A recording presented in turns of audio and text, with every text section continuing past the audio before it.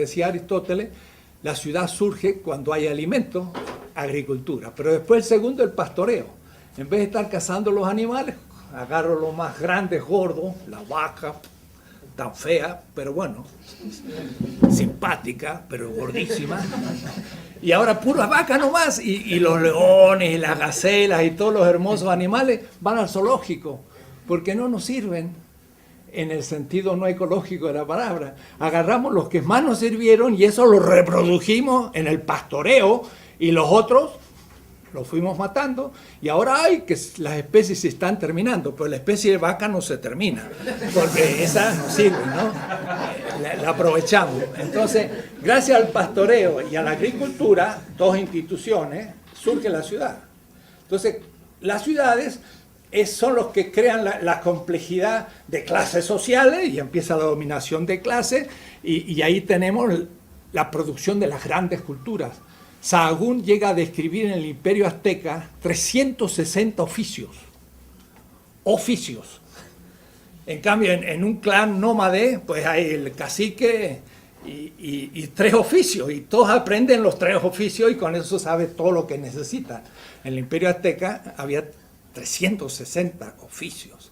Había agricultores de distintos tipos, los que hacían los papiros no, los que hacían los grandes amates, los sabios, los sacerdotes, los militares, los comerciantes, 380, es una diversidad fenomenal. Entonces, la historia del Neolítico, ¿cómo empieza?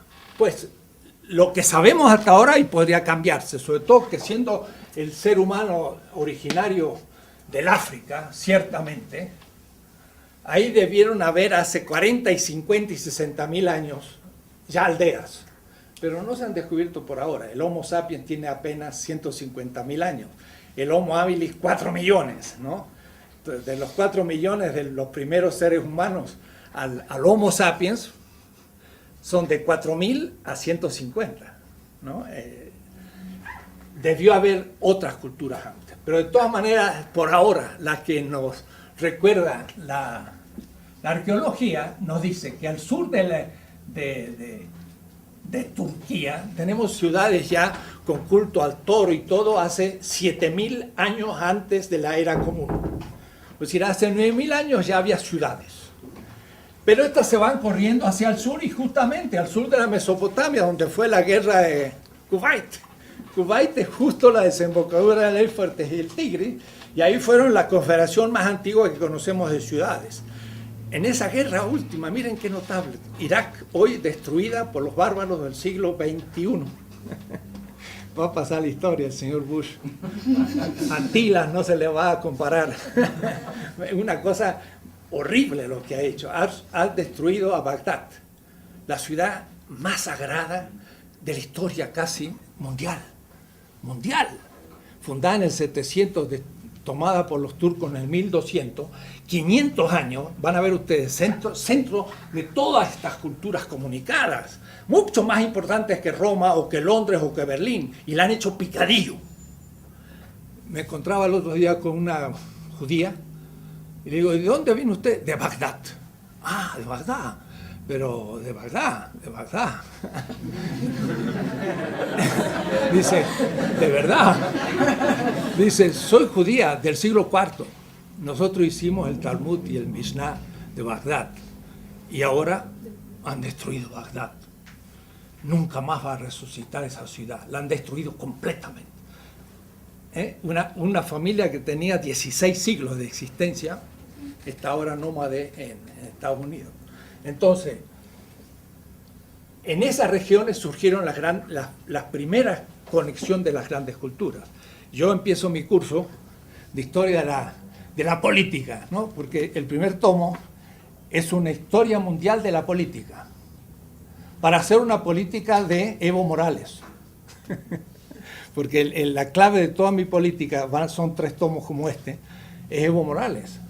Pero esto empieza allá hago toda la historia del mundo de la política, de los chinos, de los hindúes, de los árabes, en fin, ya les mostraré cómo es la cosa. En latinoamericano estamos exigidos a hacer todo de nuevo, porque todo lo que nos cuentan son construcciones ideológicas.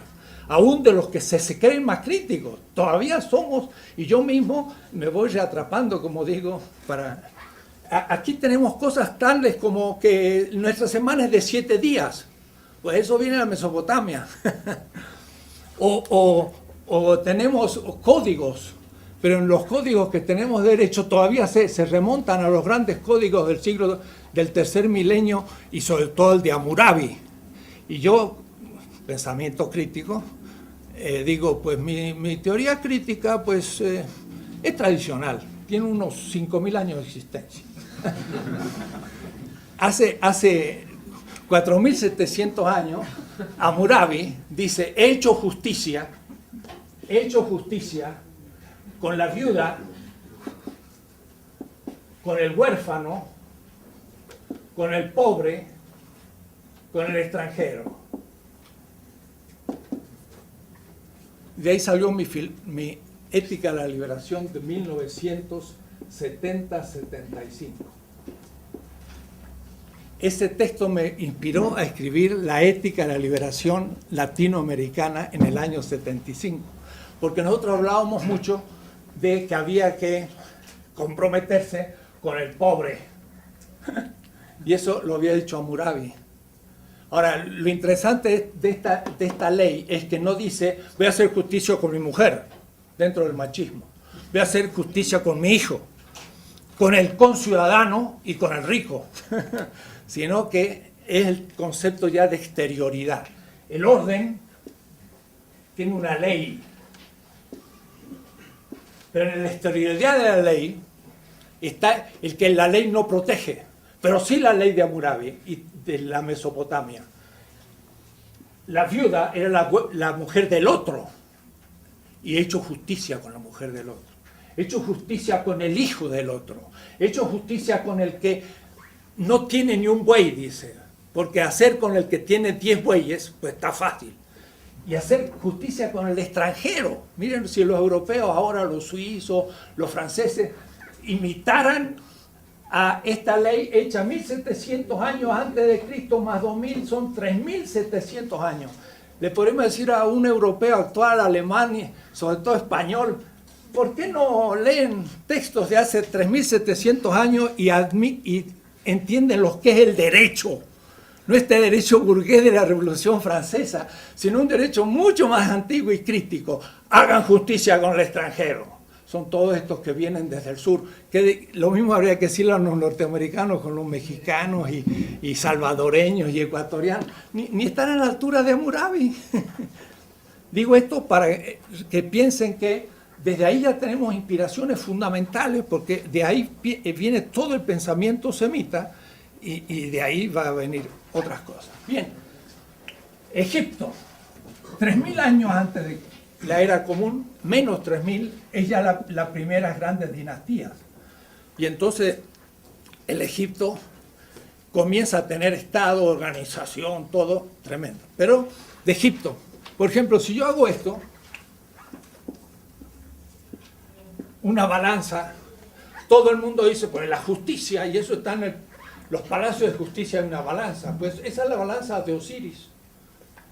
Osiris tenía una balanza en la mano, era el dios de la resurrección de Egipto.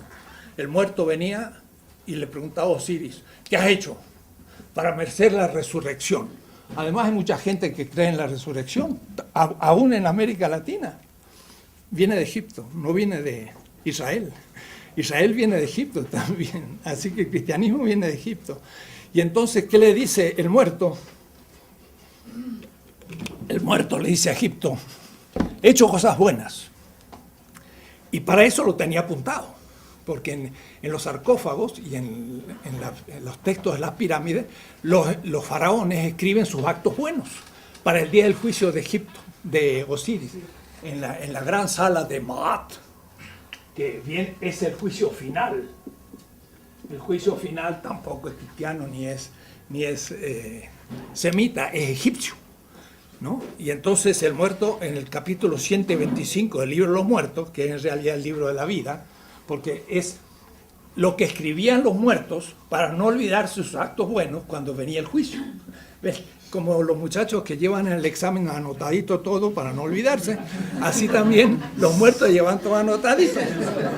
Y entonces miren el capítulo 25, dice, ¿qué has hecho de bueno? Dice, he dado pan al hambriento, he dado de beber al sediento, he dado de vestir al desnudo y una barca al peregrino. Entonces, con su nombre y apellido, lo resucita. Con su nombre y apellido, o es decir, individual. Y el señor Charles Taylor, en el Source of the Self, la fuente de la identidad, va a buscar la identidad entre los griegos y no lo encuentra. Si se hubiese tomado un barquito y hubiese llegado a Egipto, entonces, 2500 años antes de Aristóteles, tanto de Aristóteles hasta mí, o es decir, si el Egipto está en el 30 siglo antes de Cristo, y Aristóteles está en el 350, había 2650 años desde los textos de Menfis a Aristóteles. Y de Aristóteles hasta mí hay no más que 2300, es decir, menos. Digo para que tomen proporción. Es decir, que Egipto era para los griegos una cultura más antigua que la griega para mí. Y todos dicen, la filosofía empieza en Grecia. Mentira, empieza en Egipto. Y lo dice Aristóteles, lo dice Platón. Nuestra filosofía empezó en Egipto, lo dicen. Pero von Humboldt, que pasó por aquí también, se inventó después la Universidad de Berlín, y la primera tesis de la Universidad de Berlín, la filosofía es griega. Y entonces el helenocentrismo fue el padre, o la madre, como quieran, del eurocentrismo.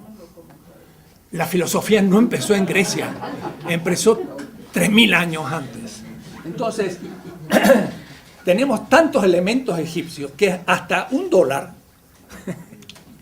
a veces cuando voy a Estados Unidos, y aquí como los pobres ecuatorianos están dolarizados, me olvidé hoy, digo, no he cambiado todavía para pagar el desayuno. Dice, no paguen dólares. Es verdad que estoy en Ecuador. En el dólar, miren qué notable, es fantástico. Acá a la izquierda hay una pirámide, y arriba hay un ojo. ¿De dónde viene eso? ¿Eh? El ojo de Horus.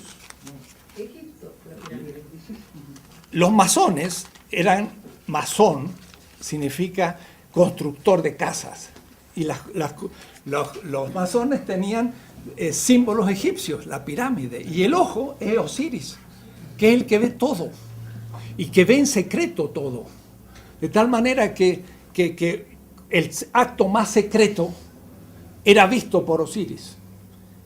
Es la conciencia ética que ya surge, y además es verse en público en lo más privado, es la intersubjetividad hecho ética, es un mito tremendo, el de Osiris, mucho más importante que el adámico y que el prometeico, que son sus hijos. Pues si estamos en la cultura madre de la cultura del Mediterráneo, Egipto, de ahí va a salir hacia los palestinos, y el hebreo es no más que un dialecto palestino. Mire, si uno le dice eso a los sionistas hoy en Israel, ¿qué tanto hebreo? Si ustedes son un dialecto palestino, tenía razón Arafat, que dijo, yo siempre he estado aquí, nunca me han expulsado. Es verdad, la expulsión de Israel nunca existió. Hicieron salir 200 o 300 gente de la élite, los romanos en el año 70, pero el pueblo judío se quedó en Israel. Los judíos de España fueron judíos convertidos bereberes que llegaron a España, nunca habían estado en Israel. Los judíos rusos no eran rusos ni habían estado en Israel, eran cazares que se convirtieron al judaísmo y entraron en Rusia. De tal manera que el argumento sionista de que hay que volver a la tierra, pues nadie había salido y todos los que volvieron nunca habían estado. Esto lo dice un profesor de Tel Aviv. Digo esto para entender todo al revés. Mi clase de hoy es eso. Es poner patas arriba todo. Y entonces decir, entonces hay que empezar de nuevo. Sí, claro, hay que empezar de nuevo. Es una cosa terrible. Y entonces llegaron al embudo mexicano y todos tuvieron que pasar por ahí. Por eso es tanta cultura que hay en México, tantos grupos distintos, llegan hasta el sur y los tupi guaraní empiezan a volver hacia el Caribe cuando llega la invasión europea. Pero hay grandes movimientos de pueblo. Y entonces, la gran cultura mesoamericana del 300 al 900, el Teotihuacán, por ejemplo, que es la primer Tula, Enrique Flores Cano, muestra que esa inmensa ciudad, una ciudad de más de 100.000 habitantes que existía, las grandes pirámides, fue Tula. No sabíamos lo que era Tula de los toltecas, una ciudad inmensa. Y la cultura maya, del cual en este congreso que ha habido 53 americanistas en México ahora, tuve yo una especie de revelación de un maya, del cual hablaré después porque me pareció extraordinario y además va justo en la hipótesis de la transmodernidad, van a ver ustedes después. Y nuestra gran cultura del Incario, también en la misma época el Tiahuanacu, es también clásica, de tal manera que aquí estamos en el primer milenio después de Cristo. No es que haya habido una relación directa, pero pasamos del sexto milenio al primero. Las grandes culturas neolíticas fueron hacia el este, señor Hegel, justo al revés de lo que usted pensaba, ¿no? Sin contacto directo. Ahora, el centro de estas culturas fue el Pacífico, de las nuestras. Y para un ejemplo pequeño, los mapuches de Chile, a su cacique le llamaban el toqui. Caupolicán fue un toqui. Y este era elegido para luchar contra los enemigos, por ejemplo, contra los españoles. Y por eso que los mapuches han resistido y resistido toda la época colonial y casi hasta hoy. Pues en la isla Samoa y luego en Australia y sobre todo en Nueva Zelanda están los pueblos Moari o Maoris. En Nueva Zelanda, en Auckland, estaba y fue a un museo. Y entonces en el museo había una piedra, que era la forma que lo agarraba el cacique Maori. Y se llamaba Toki. Era la misma piedra de los mapuches, con la misma forma y la misma manera de elección al jefe guerrero. Es decir, que desde Nueva Zelanda, Samoa y Chile, esto todo era una sola cultura polinésica. Era el centro de nuestras grandes culturas. Cientos de expediciones polinésicas llegan al continente americano y por eso que las islas están también habitadas. En México, la gran piedra del Sol, que tiene las 4 edades de la humanidad de todas nuestras culturas, que fueron 5, los mayas, los aztecas, los incas y hasta los onas, hablan de las 5 edades del mundo. El quinto sol es Huitzilopochtli y está sacando la lengua. Y este es el saludo polinésico en todas las culturas polinésicas. ¿Quién hubiera dicho Huitzilopochtli con un gesto polinésico? Entonces, esto por decirle que realmente las culturas daban al Pacífico y la Polinesia era el origen. El Atlántico era tierra de nadie y por eso que eran tierras más primitivas. Esto sería el primer curso que habría que dar a nuestra gente para que sepan de dónde vienen los amerindios, el extremo oriente del extremo oriente.